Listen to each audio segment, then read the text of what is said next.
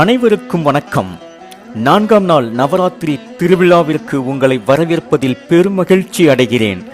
இன்றும் எங்கள் ஊர் அருப்புக்கோட்டை அருள்மிகு முத்துமாரியம்மன் ஆலயத்தில் இருந்துதான் 4ஆம் நாளுக்கான வழிபாட்டு முறைகளை உங்களிடம் பகிர்ந்து கொள்ளப் போகிறேன்.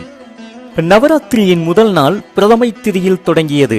2ஆம் நாள் துவிதியை திதி, 3ஆம் நாள் திருதியை திதி, 4ஆம் நாள் இன்று சதுர்த்தி திதி.